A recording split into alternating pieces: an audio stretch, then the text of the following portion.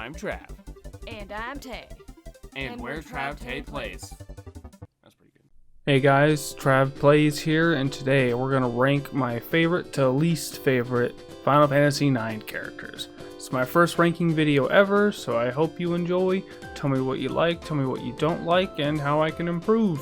Alright, let's begin with number 8, Arman. He's got a cool design with a stone cold attitude to match.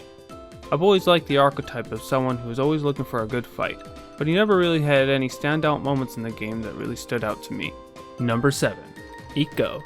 This character is only marginally better than Arman, being a lonely summoner surrounded by Mughals with a tragic backstory, and she still manages to have that perky yet pesky personality. And the dynamic she has with Garnet and Zidane and their weird love triangle is hilarious. She does help Garnet discover her past, and in doing so helps her to feel more complete and sure of herself. Number 6, Quena. Quena always makes me laugh with that dopey face, bold attitude, and silly tongue-hanging smile. They will be gone for most of the game, show up randomly whenever you need them for that good old-fashioned comedic relief. Their arc is simple because they don't really have much of one. They just want to explore the world and taste all good food and master art of make food. Their whatever I do what I want attitude meant they could become your friend or eat you whole and attain any sweet blue magic you might have.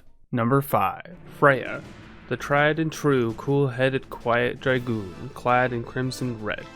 She might be one of the saddest characters in the game. She loses her parents, the love of her life doesn't remember her, and she failed her people twice. Other than a couple standout moments, I feel she doesn't get any vital scenes or much growth after her sadness arc. She does come to terms with her failures and is determined to set things right, and allows her friends to aid in her struggles in place of her self-imposed solitude. Also, I'm a sucker for dragoons. I always like the design, even if it is on an odd rat-human hybrid. Number 4, Steiner. Steiner goes through quite a little arc of his own. He used to have a stick up his ass, but over the course of the game he learns to respect other people, their boundaries, and re-evaluate his role in the world. He's got quite a few standout moments other than his awesome comedic relief.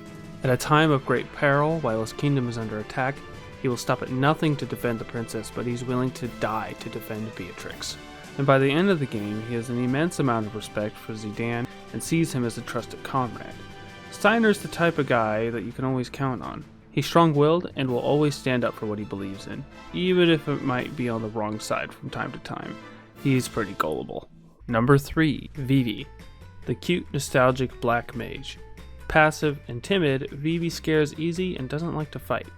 Don't be fooled, however, he is full of devastating magical power, condensed in a small package topped with a pointy hat. Vivi begins his journey as a lost boy, and by the end he has grown as much as anyone in Final Fantasy IX, if not more. His arc begins when he comes to the frightening realization that he is made in a lab, like the seemingly mindless black mages that terrorize the land. Although he is torn at first, it made him question his existence and encouraged him to ask the big questions in life. And in doing so, he finds his own reasons for existing along with his purpose. To live and enjoy life to the fullest. He lacked confidence and he was unsure of himself, but by the end of his journey he has a newfound appreciation for life and happiness, and he won't let anyone take that from him, not even the people who took everything else. Number 2, Zidane. Other than just being a really charismatic dude, I admire his carefree, go-with-the-flow attitude. At first he seems like he's just along for the ride with Garnet on her journey of self-discovery. But slowly we learn that he plays a much bigger role. The happy-go-lucky Zidane realizes that he was always meant to be the angel of death for the world he's come to love. Much like his friend Vivi, he contemplates his existence as a weapon of mass destruction and goes through his own existential turmoil, feeling unworthy of love and kindness. After his comrades convinced him that he is worthy of their friendship, he and the rest of the crew take on the end of the world head first. Despite everything he goes through, he manages to affect people's lives for the better, and maintains his happy-go-lucky attitude and enduring charisma, something I feel has been lost in recent Final Fantasies. Number 1, Princess Garnet. I don't know if this is controversial or not, but for some reason I just really like Princess Garnet and the journey she goes through. If I'm being honest, she's tied with Zidane and Vivi for number 1. Her journey begins as a sheltered, naive princess who comes into her own, learning from the experiences and friendships she's made along the way. By breaking out of her conventional role, that she was raised to do, she discovered her true self. A witty, spunky, tough as nails girl, who's kind and true to her friends. I particularly like the moment where she cuts her hair, as cliche as it is. It symbolized a new start for her and a new confident outlook on her future. I really like that after she cut her hair, her portrait within the game's menu changed as well. You can actually see that she is happier and more confident than in her original portrait, which to me showed someone with too much on their shoulders and who lacked the confidence to bear that weight. Many of the characters went through tons of growth throughout the whole game, some more than others.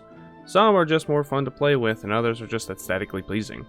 My general strategy is to have one magical offensive, one magical healer, and 2 physically offensive options, typically 1 or more with sword users. Vivi, Garnet, and Zidane, while swapping between Steiner and Freya, fit this mold and may have affected my rankings.